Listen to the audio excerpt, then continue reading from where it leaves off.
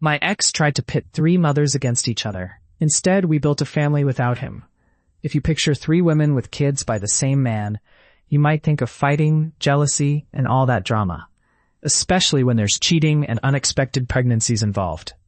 He loved having us compete for his attention, but what he didn't see coming was our realization of his games. We formed a united front, and he became public enemy number one. For a bit of context, I met him when I was 17.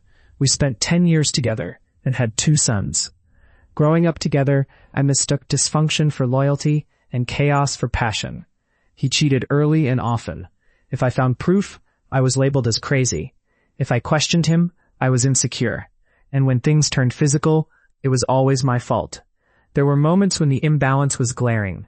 I'm 5'4" and around 150 pounds, while he's 6'4" and close to 300. In heated arguments, I quickly realized I couldn't overpower him, so I stopped trying. After he nearly harmed me twice, I was terrified. You don't leave relationships like that dramatically.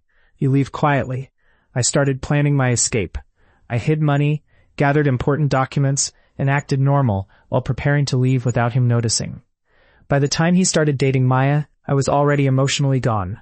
We barely spoke. Co-parenting with him triggered my PTSD, so I began co-parenting directly with her instead. And that's where this story takes a turn. Maya wasn't the enemy. I never hated her. In fact, we got along from the start. I even babysat her daughter from a previous relationship. There was never any jealousy or animosity between us. She loves my boys, and it's genuine, steady love.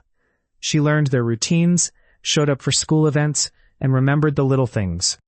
She became their other mom without any formal announcement, and I will always be grateful for how she treats them as her own.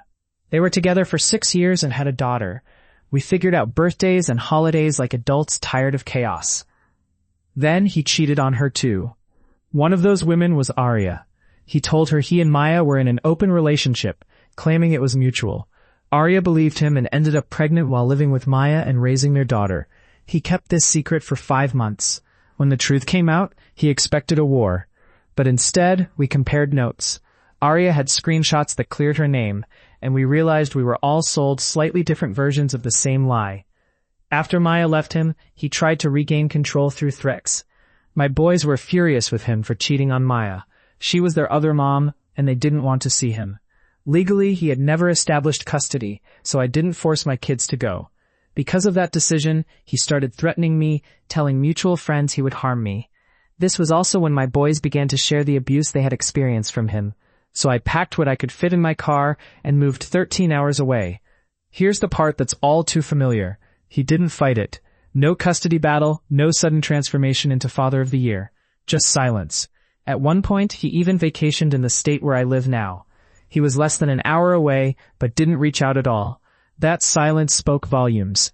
It was never about the kids. It was about control. When he couldn't control the situation anymore, he opted out. Meanwhile, the 3 of us stayed connected. We have a group chat and talk daily. We coordinate so the siblings wake up together on holidays. When my boys returned for winter break, they stayed at Maya's house on Christmas Eve to wake up with their little sister. We FaceTimed that morning as if it were routine, because now it is.